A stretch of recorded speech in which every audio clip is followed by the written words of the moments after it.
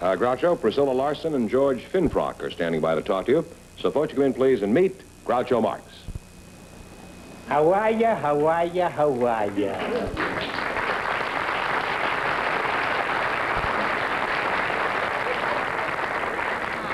How are ya? How are ya? How are ya?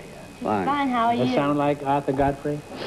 Now then, Priscilla Larson, that's you, I That's presume, me. and George Finrock.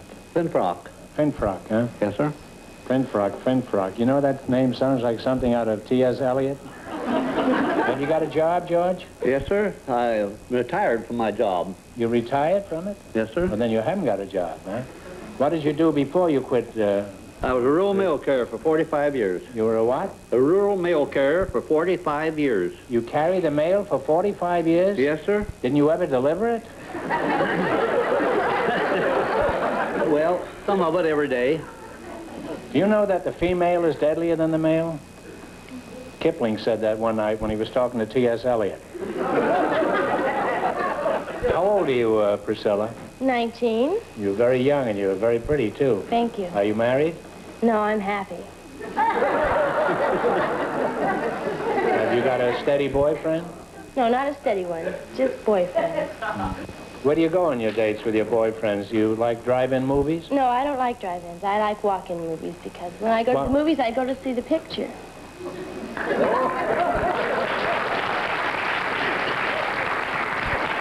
I mean that. Well, why don't you see the movie in the drive-in? Well, have you ever been to a drive-in? I mean, well, why not? What's the difference between watching a picture in a drive-in and in a regular theater? I don't know. Well, let me see.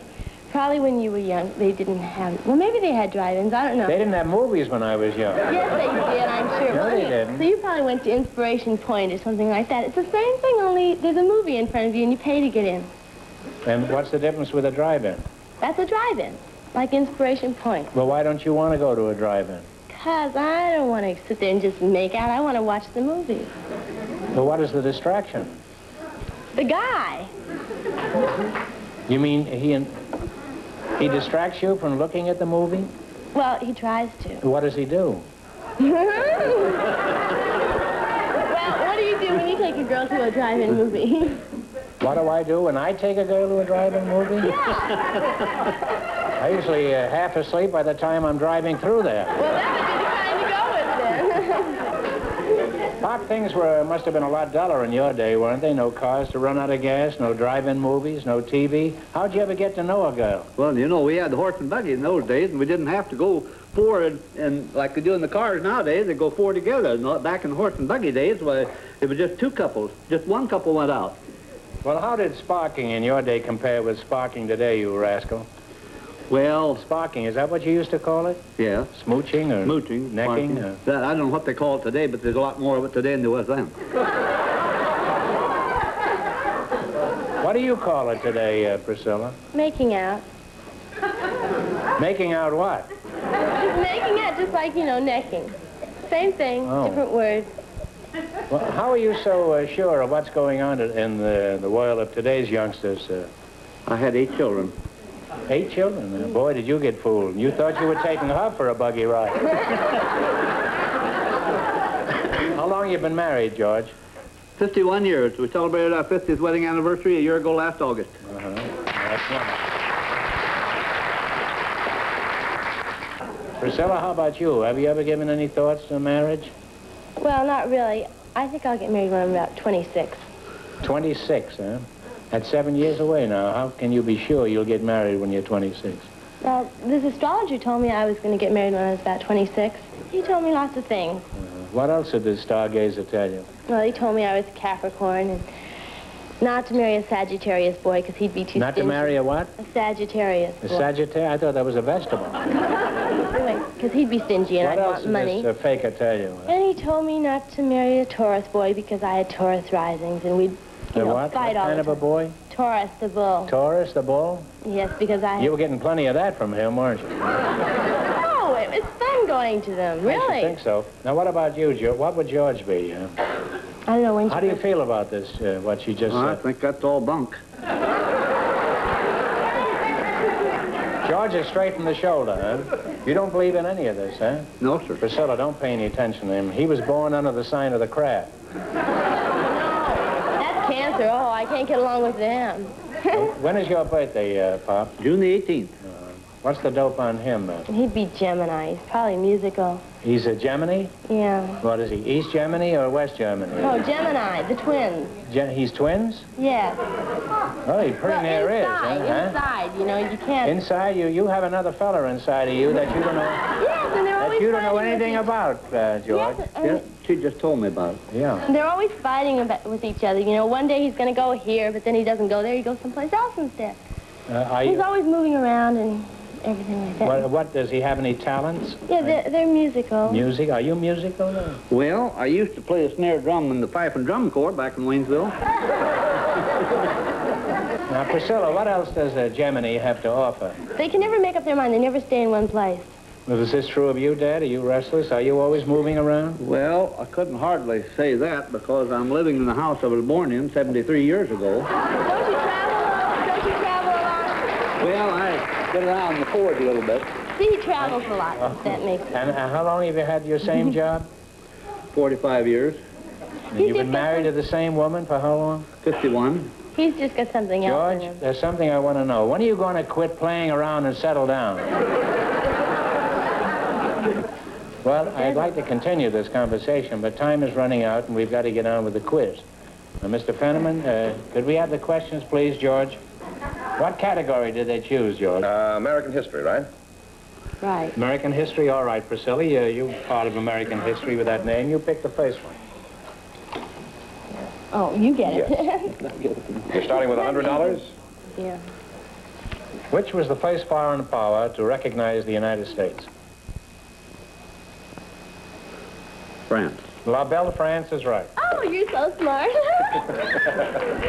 And you now have $100 and 3 more chances to make...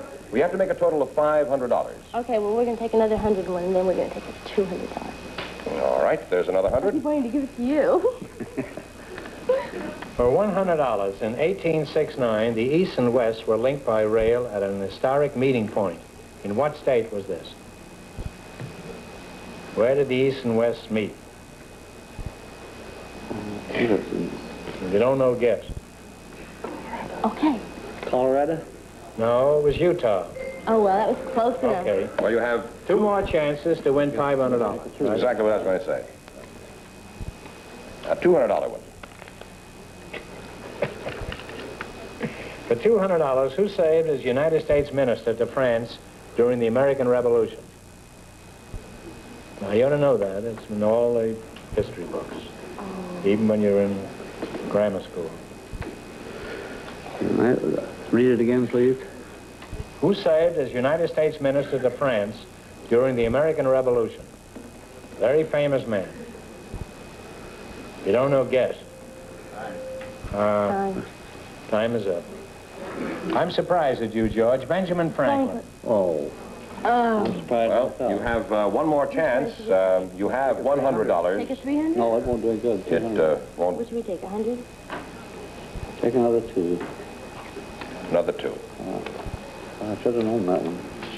Oh, well. For $200, the second city to serve as the nation's capital was then the largest city in the Union. What was it? The second city to serve as the nation's capital was then the largest city in the Union. What was it? It was in the early days of the... New York? It's Philadelphia. Home of Benjamin Franklin. George, I guess you've been out of school so long you've forgotten all this stuff. Yeah, I have. Right. Well, I'm sorry you didn't win more. How much did they win? $100. I'm going to give you one more question. If you don't get this right, I'll kill you. For $100, who was buried in Grant's tomb? Grant. Grant is absolutely right. Thank you very much. Okay, so you've each won $100, and thanks Thank for coming you. down here. You're a real cute couple. Thank you. Sorry you didn't win more. Okay. See you later. Go, man, go. Groucho, Toby Lowenstein and George Wood are standing by to talk to you. Toby is representing Asbury Park, New Jersey, in our Mrs. Housing Development Contest. So, folks, you come in, please, and meet Groucho Marx. Welcome, welcome to No Man's Land.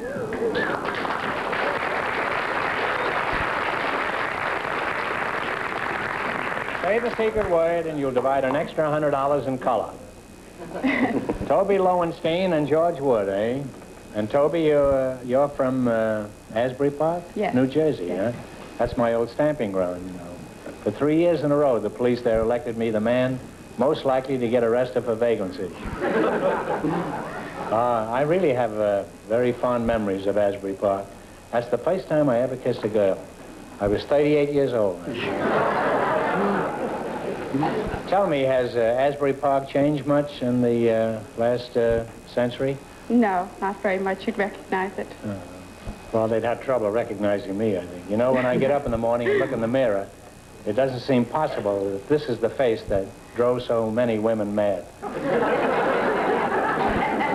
I look at it and I can't believe it's me. I keep looking in back of me to see if there's somebody standing in back of me. But there's nobody there, so I finally conclude that this is me. Well, since you're in our contest for pretty young housewives, I assume you have a husband. Yes, I do. What kind of, I'm sorry to hear that. What kind of work does he do?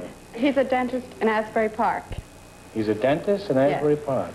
Is that anything like a ball player in Philadelphia? Well, it's not like a ball player, but he'd love to be a ball player. That kind of work pays well these days, doesn't it, dentistry? It's a tough grind, but if you just keep drilling deep enough. Do you have any children, Toby? Yes, I do. I have 2 little girls.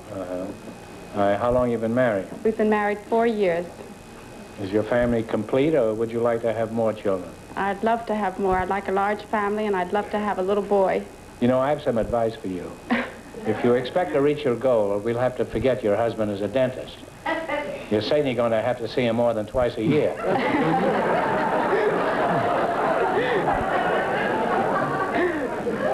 And you're George Wood, huh? Right. Where's your home, George? I'm originally from St. Louis, but I was born in Van Buren, Arkansas. Do you have a job, George? Yes, I'm a television cameraman here in Hollywood. Oh, are you a cameraman on this show? Oh, no, I'm the local station here in Hollywood. What's the most interesting show you've covered with your camera? Well, I shot Khrushchev when he was here in Los Angeles.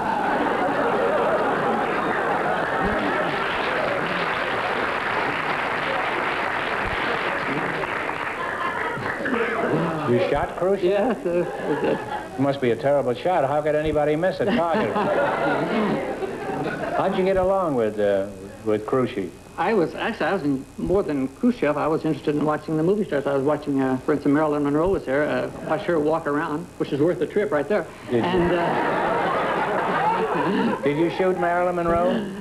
Yes, at times we would pick up different shots of the movie star. She glanced up once, and she saw me standing there by the camera. And did you get that old feeling? Yes, well, our eyes met sort of in a moment of madness there, you know. And,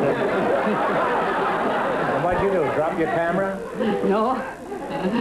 Are you married? Yes. And does your wife know about this affair with Marilyn Monroe? Oh, yes, yes. And she's I tell her all. She's not jealous? No. Well, how does a cameraman spend his time when he's not working? Is photography your hobby? No, I have a hobby of writing and singing what I call modern folk songs about modern people and events. You sing, is that the same as hillbilly music, folk song? No. This is, it's about up-to-date subjects, but it's in strictly a folk song style, which is old time. Well, could you give us an illustration of what you're... Yes, if I get my guitar. Where do you have it, in a hop shop? I'm backstage. Oh, you go ahead and get your guitar, and I'll talk to this kid from Asbury Park. Now, you say you're married and you have children, huh? Right, I have 2 little girls. 2 little girls, and now you want a much larger family with a boy in between, is that it? As a part of it, yes. Uh-huh. How many children do you have, George? 2. 2, huh? She's going to have 6. Would you like a couple of hers? She could give you the surplus, because... Well, give us an example of the modern folk song, yeah? This is I call it Song of a Modern Minstrel. Uh-huh. You call it that? Yes. When did you decide on that title? Oh, just when I wrote it. It's a lovely title. Thank you. Well, go ahead. All right. Let's hear it. I'm all aflutter. I'll sing. Are you interested in this? Oh, yes. Very much. It's a solo. Fire away.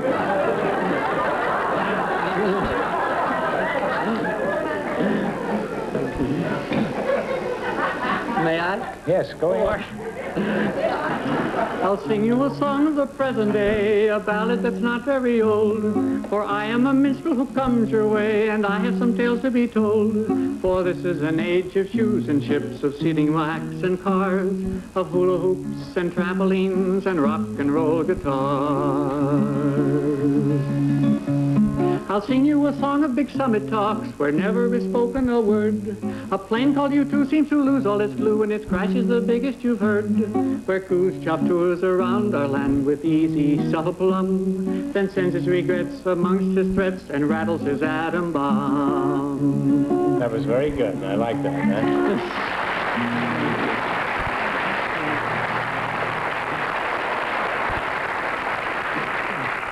You have a very pretty voice, George. Well, thank you. Thank you. A lot of music in your voice there. And you play very well. Could you sing us another song? I mean, a shorter one? Yes. Well, I have a song I write about modern people, Groucho, and you are certainly one of the characters of our time. So I wrote a song about you. Call it... I didn't know you regarded me as a character. I'd always thought I had great dignity and aplomb. As a matter of fact, I had an aplomb for dinner tonight. Stewed aplomb I had. All right, you going to sing another song? Yes, it's called The Ballad of Groucho. Oh. Well, this is a different title than the other song. Yes, it's a different title. All right, well, let's have it. Right. Then. I will tell you of a man loved by one and all. Man and beast and flocks and fleece love his name to call.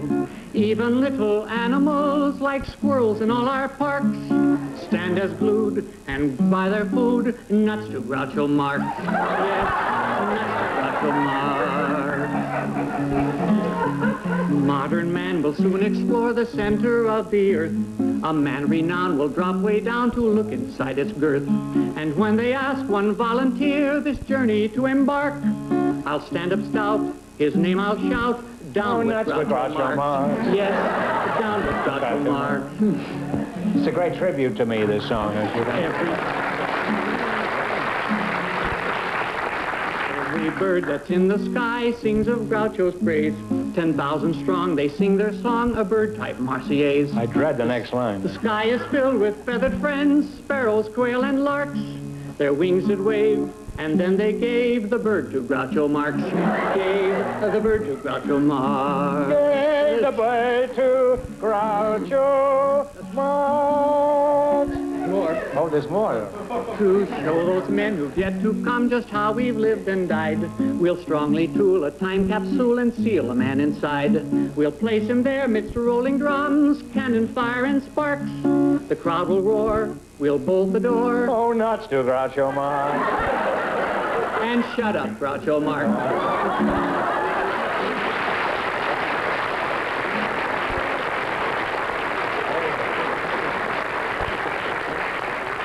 George, you should make a recording of that song. It's true, you sell 1 million copies. Yes, you would. I know, because I'd buy every one and take them right out from the street and hit them with a hammer. It's very good. You have a very sweet voice, and you play very well, and it's good lyrics, too. Did you write the whole thing? Yeah. Words, music, and everything, huh? And you ought to go and marry a dentist. Well, you're a charming couple, and it's been fun talking to you. Toby, you know our judges want to see you in a bathing suit before you leave here, so you'll be thinking about it a little later, and I'll be thinking about it right now. Hey, nuts to Groucho Marx. Yeah, I like that. You haven't got one about Fenneman, have you? No, I don't. And I hope you win a lot of money. What category did they choose? Professions of famous people. Oh, nuts to Groucho Marx. All right, shall we pick one? Yes, see, professions of famous people. Yeah. Whatever you want. 4 chances to make a total of $500. And there's the first one for $300. These are tougher than the others, you understand? Yes. For $300, what is George Balanchine's profession? B-A-L-A-N-C-H-I-N-E-S. George Balanchine. If you don't know, guess. Oh, not too Groucho Marx. Come on, time's up, kids. Take a guess. We'll say sports again. No, it's choreographer. Very famous. Well, you still have 3 more chances to make a total of 5. All right, we'll go for the smaller one. Start with another $100. You don't like me, do you? Yes, I do. Well, why did you write a song like that with all those insults? Well, I knew a great comedian like yourself, Groucho, would see the humor in it. You knew it, but I didn't. What was Diego Rivera's profession? For $100. Diego Rivera's profession. Oh, not too much. I can like Painter. it. Painter is right. You now have You now have $100. $100. 2 more chances to make a total of $500. We have to go to... 200, yeah. All right. Take it up. There's 200. What is Willy Brandt's profession? B-R-A-N-D-T. Yes. Willy Brandt. Willy Brandt. Willy Brandt. I know that name. Take a guess if you don't know. Okay. Try sports again. He's the mayor of West Berlin. Of course. Politician. Well, you have 1 more chance, and I don't think you're going to make $500. So, take what? Take a small one. Be sure. Take a small one. All right. For $100, what was Amos Alonzo Stagg's profession? Coach. A football coach. That's good enough. So you wind up with $200, which means, of course, that we won't see you a little later in the show. Well, I'm sorry. You sang so beautifully, and I'm sorry you didn't win more, Right. but Bye. we'll see you later. You're going to come back later with a bathing suit on, aren't you? Groucho, Priscilla Larson, and George Finfrock are standing by to talk to you. So, folks, you come in, please, and meet Groucho Marx. How are ya? How are ya? How are ya?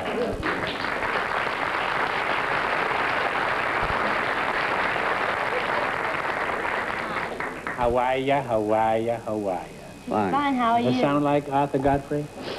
Now then, Priscilla Larson, that's you, I That's presume, me. and George Finrock. Finfrock. Finfrock, huh? Yes, sir. Finfrock. You know that name sounds like something out of T.S. Eliot? Have you got a job, George? Yes, sir. I retired from my job. You retired from it? Yes, sir. Well, then you haven't got a job, huh? What did you do before you quit? I was a rural mail carrier for 45 years. You were a what? A rural mail carrier for 45 years. You carried the mail for 45 years? Yes, sir. Didn't you ever deliver it? Well, some of it every day. Do you know that the female is deadlier than the male? Kipling said that one night when he was talking to T.S. Eliot. How old are you, Priscilla? 19. You're very young and you're very pretty, too. Thank you. Are you married? No, I'm happy. Have you got a steady boyfriend? No, not a steady one. Just boyfriend. Where do you go on your dates with your boyfriends? Do you like drive-in movies? No, I don't like drive-ins. I like walk-in movies because when I go to the movies, I go to see the picture.